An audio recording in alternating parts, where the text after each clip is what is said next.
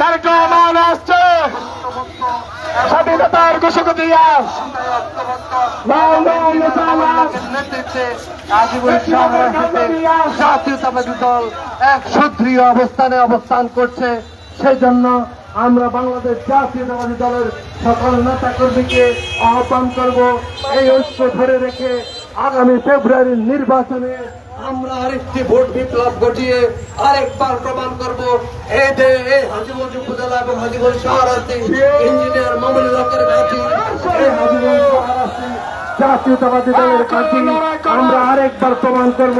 হাজীগঞ্জ বাংলাদেশ জাতীয়তাবাদী দলের বিশাল